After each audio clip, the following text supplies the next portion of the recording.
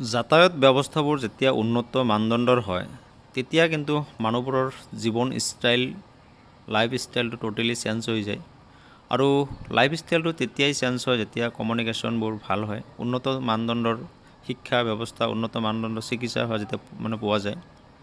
এয়া চৰ্চাবোৰ এটি পৰিৱেশ নদীৰ মাজত দেখা পাইছে বাঁহেৰে নিৰ্মিত দলং, বাৰিষাৰ সময়ত আকৌ নাৱেৰে অহা যোৱা কৰিব লগা হয় ইপাৰ সিপাৰ।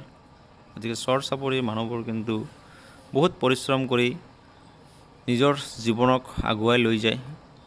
মূৰৰ ঘাম মাটিত পেলাই হাড় ভঙা পৰিশ্ৰম কৰি খেতিয়ক বন্ধু বান্ধৱীসকলে বিভিন্ন ধৰণৰ খেতি বাতি কিন্তু চৰ চাপৰিত কৰে। এয়া পপকৰ্ণৰ খেতি, যিটো মাকৈ খেতি বুলি আমি কওঁ। গতিকে চৰ চাপৰিৰ ৰাস্তা ঘাটবোৰ কিমান ভাল সেয়া আপোনালোকে দেখিবলৈয়ে পাইছে।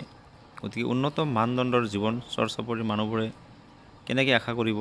বিভিন্ন ধৰণৰ ধূলি বালি, বিভিন্ন ধৰণৰ পৰিৱেশ মিশ্ৰিত হাড় ভঙা পৰিশ্ৰম কৰা মানুহবোৰৰ কিন্তু জীৱন।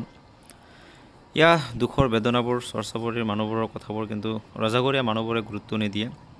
কৃষক বন্ধুবোৰে মূৰৰ ঘাম মাটিত পেলাই বিভিন্ন ধৰণৰ শস্য উৎপাদন কৰে, এইবোৰ বজাৰ মূল্যত উচিত দাম নাপায় আৰু বন্ধুবৰ্গ কৃষক বন্ধুসকলে হাড় ভঙা পৰিশ্ৰম কৰি নিজৰ ল'ৰা ছোৱালীক উচ্চ শিক্ষিত কৰিবৰ কাৰণে কিন্তু চেষ্টা কৰে।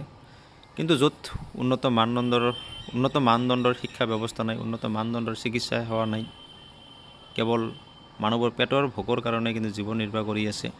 কেৱল জীৱন বচাই ৰাখিব লাগে, তাৰেই আপ্ৰাণ চেষ্টা। ধন্যবাদ। জয় অসম।